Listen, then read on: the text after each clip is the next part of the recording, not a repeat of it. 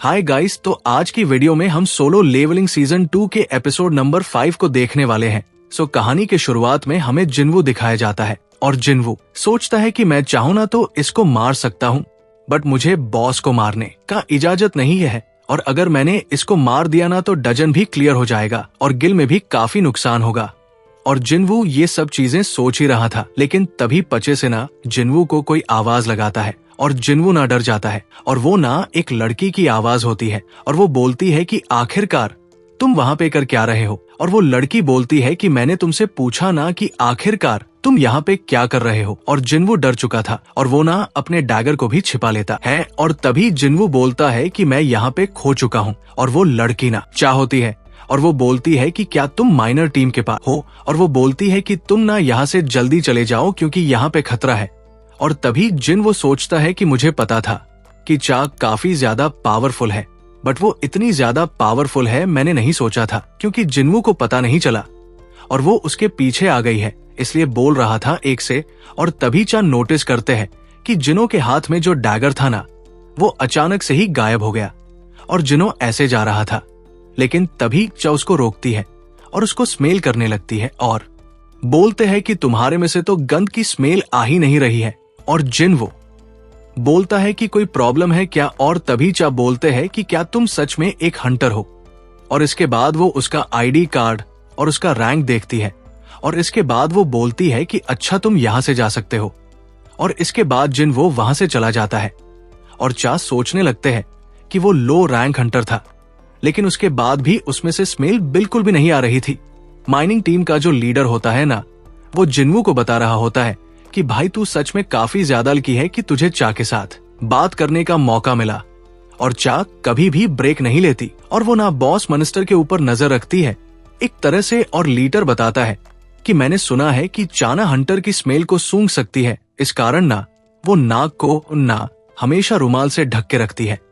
और इसके बाद तभी अचानक से ना जिनवू को ना वो रेड गेट वाले आई सेल्फ की याद आने लगती है और उसने बोला नहीं था कि हमारे दिमाग में एक अजीब सी आवाजें आती है जो कि हमें इंसानों को मारने के लिए कहते हैं।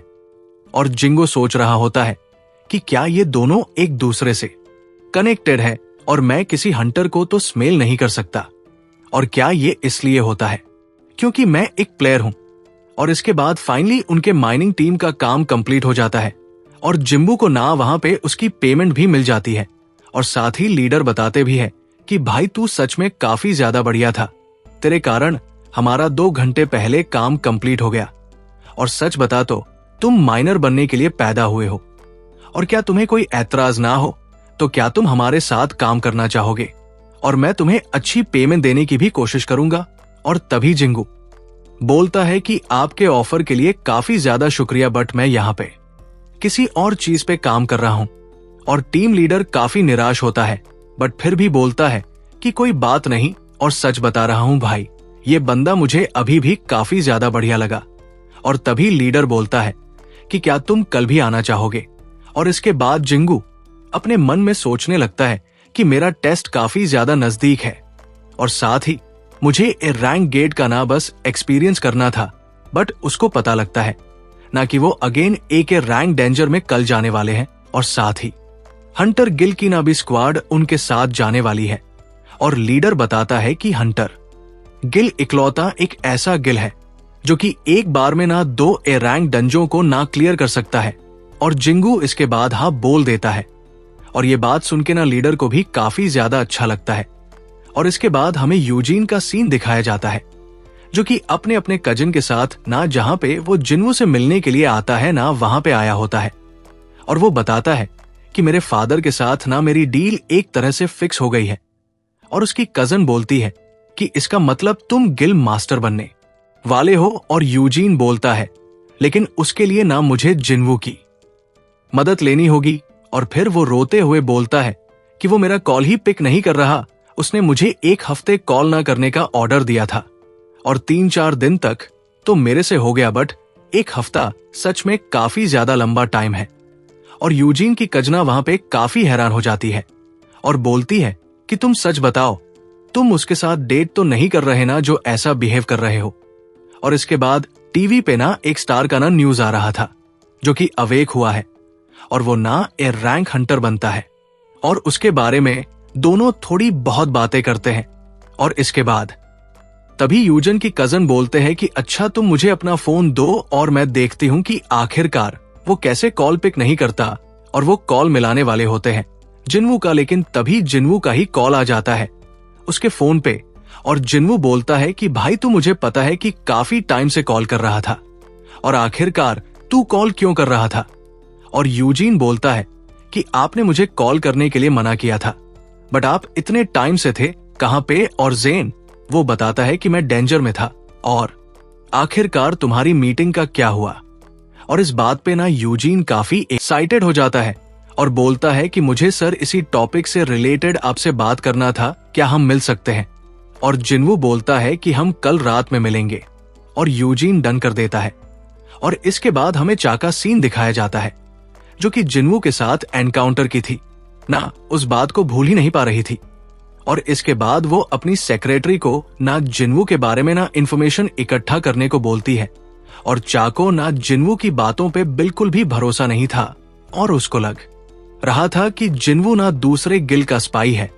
और चा की बातें सुन के ना उसकी साइकेट्रिक भी काफी ज्यादा हैरान हो जाती है। तभी चा को पता लगता है कि चोई ने बिना जिन्वू के इंफॉर्मेशन इकट्ठा करने को बोला था। और ये सुनकर चा और भी ज्यादा हैरान हो जाती है बट उनको ये नहीं पता था कि आखिरकार चॉय ने ऐसा क्यों किया था। और जिम्बू की प्रोफाइल को ना एक तरह से हाइड करके रखा गया था। और जब कोई बड़ा हंटर होता है ना और उसके प्रोफाइल को हाइड किया जाता है ना तो वो चीज एक जायज होती है। बट जिन्वू जो कि एक ई रैंक हंटर था उसके प्रोफाइल को लॉक करके रखा गया था। ये सुनकर ना चा काफी ज्यादा हैरान होती है और चा बिस्तर पे लेटे-लेटे सोच रही थी कि आखिरकार उसके शरीर से मुझे अच्छी स्मेल क्यों आ रही थी और बाकियों में से मुझे क्यों नहीं आती। और इसके बाद जिन्वू माइनिंग टीम के पास जाता है और वो सभी लोग ने काफी प्यार से जिन्वू का वेलकम करते हैं। और वो चीज देखने के बाद ना जिन्वू को ना अपनी पुरानी टीम की याद आ जाती है, वही पुराने जो बंदे थे। और इसके बाद हमें थोड़े टाइम के लिए जिन्वू का इमोशनल साइड भी देखने को मिलता है काफी टाइम बाद। और इसके बाद स्ट्राइक स्क्वाड का जो कैप्टन होता है ना वो बोलता है कि बैग उठाने वाले बंदे ना आज नहीं आ पाए तो क्या आप में से कोई जाना चाहेगा। और माइनिंग टीम वाले तो वहां पे साफ मना कर देते हैं और बाकी जो हाउलिंग टीम वाले होते हैं ना वो भी मना कर देते हैं वहां पे। और स्ट्राइक स्क्वाड का कैप्टन बोलता है कि मैं पैसे भी बढ़ा दूंगा। लेकिन माइनिंग टीम का लीडर बोलता है कि देखो हमारे ग्रुप में सिर्फ ई रैंक और डी रैंक हंटर होते हैं और अगर उनकी जान चली जाएगी तो आखिरकार हम पैसों का करेंगे ही क्या। और इसके बाद हमारा लौंडा हाथ उठाता है और ये देख के ना सभी लोग काफी ज्यादा हैरान हो जाते हैं और उसको समझाने लगता है कि भाई अभी तू काफी ज्यादा जवान है और अगर तुझे अंदर कुछ हो गया तो आखिरकार तू अपनी लाइफ का क्या करेगा, वो तो तेरी बर्बाद हो जाएगी। और जिन्वू बोलता है कि आप लोग बिल्कुल भी फिक्र मत करो, मैं उत्तर ज्यादा भी कमजोर नहीं हूं। और जिन्वू का मेन टारगेट था वहां पे उनके स्किल्स को जानना कि आखिरकार वो किस तरीके से लड़ाई करते हैं। और सोन की होल मतलब कि स्ट्राइक स्क्वाड का कैप्टन पूछता है कि आखिरकार तुम्हारी रैंक क्या है। उनकी टीम का एक बंदा बोलता है ई रैंक हंटर है ये और हमें ना किसी और की मदद लेनी चाहिए। बट सोन की होल ना जिन्वू को ही डन कर देता है और इसके बाद दोनों एक दूसरे से हाथ मिलाते हैं। और जिन्वू नोटिस करता है कि आज का गेट ना काफी ज्यादा बड़ा है और सोन बोलता है कि आज का गेट ज्यादा बड़ा है लेकिन माना काफी ज्यादा कमजोर है। अगर माना पावरफुल होता ना तो हमें यहाँ पे नहीं भेजा जाता। और इसके बाद ना ग्रुप की तरफ नजर घुमाता है जहां पे ना 11 ए रैंक के हंटर्स और 6 बी रैंक के हंटर्स होते हैं। एस रैंक का हंटर कोई भी नहीं होता और ए रैंक के गेट को क्लियर करने के लिए ना इतने हंटर इनफ थे। और इसके बाद जिन्वू ना अंदर जा रहा होता है और उसको फील होता है कि इस गेट का माना ना सच में काफी ज्यादा कम है लेकिन उसको ना अंदर ही अंदर ना कुछ गड़बड़ सा भी फील होता है। और जिन्वू को ना यहाँ पे भी रेड गेट वाला फीलिंग आ रहा था लेकिन इसके बाद वो अंदर जाता है और तभी एक लड़की बोलती है कि तुम ना बिल्कुल भी फिक्र मत करो, सोन बहुत ही ताकतवर है लेकिन इसका मतलब ये नहीं कि हम कमजोर हैं, हम भी काफी ज्यादा पावरफुल है। और जिन्वू को समझ में आ जाता है कि ये ना एक हीलर है और वो सोचता है कि शायद ये ए रैंक हीलर है, और अगर जूही आज यहाँ पे होती तो शायद वो भी इसी तरीके के डेंजर में जाती। और वो लड़की ना जिन्वू को पीछे रहने के लिए बोलती है, और इसके बाद वो लड़की बताने लगते हैं कि एक मेजस के ऊपर हमला होगा तो वो टैंक की गलती होती है, और अगर एक हीलर के ऊपर हमला हुआ तो वो स्ट्राइक स्क्वाड की गलती होती है, और साथ ही एक पॉटर के ऊपर हमला हुआ ना तो पूरे गिल की गलती होती है। और इसके बाद हमें लीडर का सीन दिखाया जाता है, जो कि सोच रहा था कि ये मेरा पहला मिशन है लीडर के तौर पे, और मैं उतना ज्यादा पावरफुल भी नहीं हूं, बट अगर मैंने मिशन को सक्सेसफुली कंप्लीट कर दिया तो मुझे परमानेंट लीडर बना दिया जाएगा। और तभी अचानक से एक मॉन्स्टर उनके ऊपर हमला करने के लिए आता है, और वो सभी लोग ना एकदम फॉर्मेशन बना के खड़े हो जाते हैं। किसी ने भी ऑर्डर नहीं दिया था, बट उसके बाद भी, और ये चीज देखने के बाद ना जिम्बो काफी ज्यादा हैरान हो जाता है। और तभी हमें नोटिस होता है कि कोई ना उनकी तरफ आ रहा है काफी स्पीड में, और इसके बाद ना वहां पे काफी सारे फॉक्स मॉन्स्टर आते हैं, और वो सभी लोग ना मारते जाते हैं, और मॉन्स्टर बढ़ते ही जा रहे थे। मतलब कि संख्या खत्म ही नहीं हो रही थी उनकी। और हमें एक हंटर दिखाया जाता है जो कि अपने तलवार की मदद से ना काफी सारे फॉक्स मॉन्स्टर को मारता है, और साथ ही एक लड़की अपने फायर मैजिक की मदद से काफी सारे फॉक्स मॉन्स्टर को मारती है। और इसी तरीके से वहां पे जितने भी मॉन्स्टर होते हैं ना सभी का काम तमाम हो जाता है, पर उनको ये समझ में नहीं आता कि एक रैंक के डेंजर में नासी रैंक का मॉन्स्टर क्या कर रहा है। ये काफी ज्यादा रेयर बात होती है भी, या फिर ए रैंक के ही मॉन्स्टर होते हैं इस टाइप के डेंज में, और इनका जिंदा रहना बिना इस टाइप के डेंजर में ना काफी ज्यादा इम्पॉसिबल हो जाता है, क्योंकि ताकतवर मॉन्स्टर ना इनको मार देते हैं। और तभी जिन्वू को ना उनके गले पे ना पट्टे का निशान दिखता है, और तभी वो बताने लगते हैं कि कोई मॉन्स्टर नहीं है बल्कि किसी बीस्ट ने ना इन सभी को पाल रखा है कुत्ते की तरह, पालतू कुत्ते की तरह। और जिन्वू को लगता है कि जो मैं सोच रहा तो वो यहाँ पे सच होने वाला है। और तभी ना वहां पे काफी बड़े बड़े से मॉन्स्टर आने लगते हैं, और उसका राना जिन्वू के साथ बाकी लोगों को भी फील हो रहा था। और हम लोग काफी बड़े बड़े से ऑर्क देखने को मिलते हैं, काफी पावरफुल भी होते हैं ये लोग।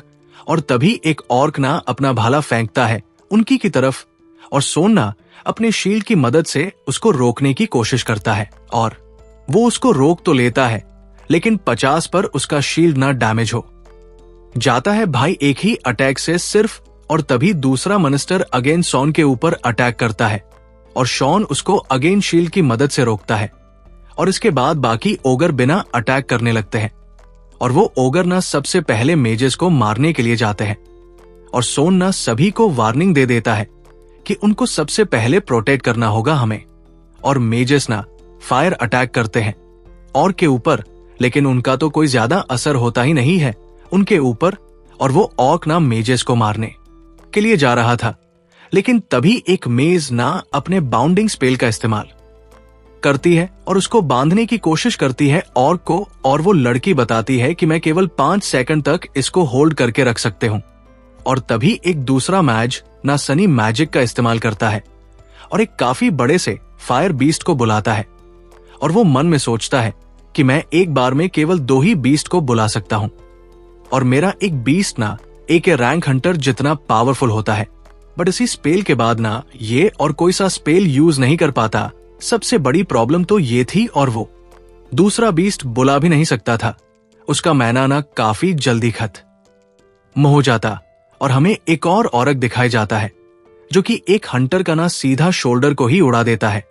और हीलर ना थोड़ा बहुत उनको हील करने की कोशिश कर रहे थे, बट मेन बात तो ये थी कि हंटर का ना कोई भी स्किल उनके ऊपर यूज ही नहीं हो पा रहा था, और सोन भी वहां पे कुछ नहीं कर पा रहा था। और वो बोलता है कि इनकी संख्या काफी ज्यादा है और हमें ना इनको अलग अलग ग्रुप में डिवाइड करना होगा।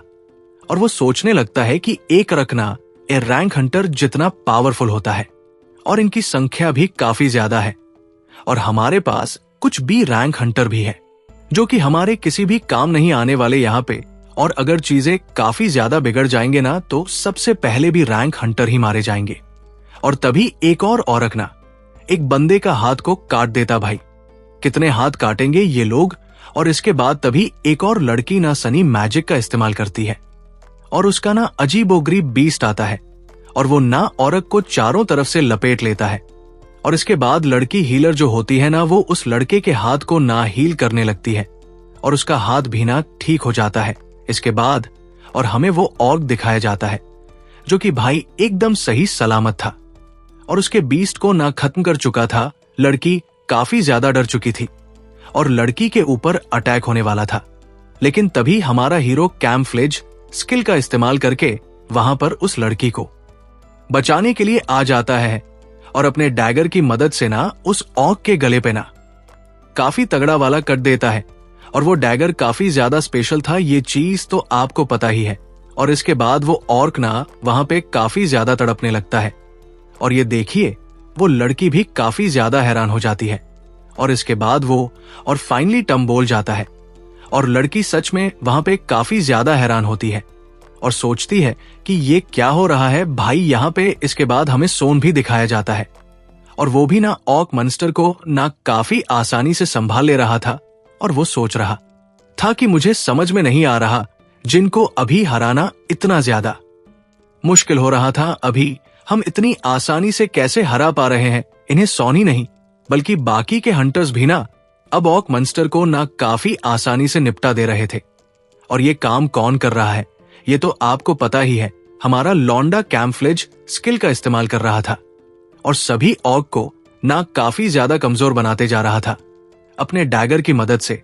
और जिन्वू ना भाई उन ऑर्क मंचर को ना धमकी भी देता है कि अगर तुमने कुछ भी गलत करने की कोशिश की तो तुम्हें पता है कि तुम्हारे साथ मैं क्या करने वाला हूं। और इसके बाद सभी लोग ना वहां पे ऑर्क मॉन्स्टर को टपकाए जा रहे थे और जिन्वू सोच रहा था कि सोन के ऊपर मुझे पूरा भरोसा है और मुझे बाकी हंटर्स पे भी भरोसा है, लेकिन मेरे आंख के सामने एक लड़की मरने वाली थी और मैं अपने आंखों के सामने किसी को मरते हुए तो बिल्कुल भी नहीं देख सकता। और तभी ना जिन्वू का लेवल अप हो जाता है और जिन्वू सोचता है कि मुझे तो लगा ही नहीं था कि इस तरीके से भी मेरा लेवल अप हो सकता है और अगर वो सभी को मार देता ना तो उसको और भी ज्यादा लेवल अप हो जाता। बट वो ना दूसरों के बीच में टांग अड़ाना नहीं चाहता था एक तरह से, इसलिए उसने ध्यान नहीं दिया इन सब चीजों पे। और इसके बाद सभी ऑर्क मॉन्स्टर ना वहां पे खत्म हो जाते हैं और उन लोगों को यही समझ में नहीं आता कि भाई आखिरकार हमने इनको कैसे हरा दिया।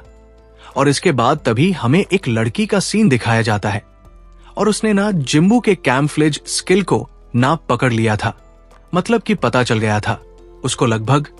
और वो लड़की सोचती है कि लगता है इस आदमी ने ना मुझे मूर्ख समझा है, मैं एक मैजिक यूजर हूं और मैं उसके स्किल को ना काफी आसानी से पकड़ सकती हूं।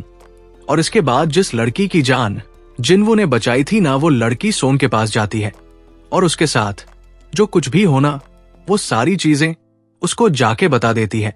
मेरे सामने वो और ना अजीब सा बर्ताव करने लगा, उसके गर्दन से खून निकलने लगा अपने आप। और तभी सोन बोलता है कि इसका मतलब यह है कि उस औरत के ऊपर किसी ने पहले से ही इस्तेमाल किया था अपने मैजिक स्पेल का। और तभी सोन ना एक लड़की से पूछता है और वो लड़की बताती है कि नहीं, मैंने ऐसे स्पेल का इस्तेमाल नहीं किया और मैं उनको रोकने में व्यस्त थी। और साथ ही हमारे ग्रुप में कोई भी ऐसा हंटर नहीं है जो कि कर स्पेल का इस्तेमाल करता हो। हमारे पास मैक्सिमम 5 टाइप के मेजेस है और साथ ही ऐसन हंटर हमारे पास एक भी नहीं है। और वो लड़की ना बताने वाली होती है, लेकिन तभी वो सोचती है कि शायद वो ना अपने स्किल्स को छिपाना चाहता है और मुझे भी ना अपना मुंह बंद रखना होगा। और तभी एक बंदा बोलता है कि क्या हमें आगे जाना चाहिए।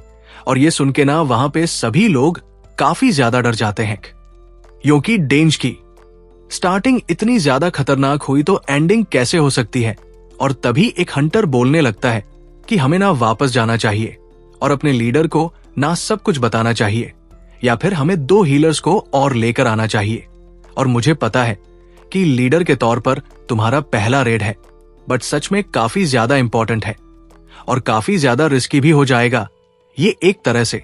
और जिन्वू भी अपने मन में सोच रहा था कि ये लीडर के तौर पे ना काफी बड़ा डिसीजन होता है लेना। और इसके बाद तभी सोन बोलता है कि अच्छा ठीक है तो फिर हम वापस जाएंगे। और इसके बाद सभी लोग वापस जाने लगते हैं, लेकिन लिटरली तभी ना वहां पे रास्ते के बीच में ना उन्हें एक बैरियर दिखाई देता है और उन लोगों को समझ में नहीं आता कि आखिरकार ये बैरियर बनाया किसने है। और लिटरली वो बैरियर ना काफी ज्यादा पावरफुल होता है और वो देखने के बाद ना सभी लोग काफी ज्यादा घबरा जाते हैं वहां पे। और इसके बाद क्या होने वाला है ये जानना है आपको तो भाई वीडियो का वेट करो, अगली वीडियो में मैं वो सब कुछ आपको बताऊंगा। और साथ ही तो आप सभी से रिक्वेस्ट होगा कि आप ना वीडियो को पूरा एंजॉय करना और चैनल को सब्सक्राइब कर देना। और मिलते हैं आप लोगों से अगली वीडियो में, तब तक के लिए गुड बाय।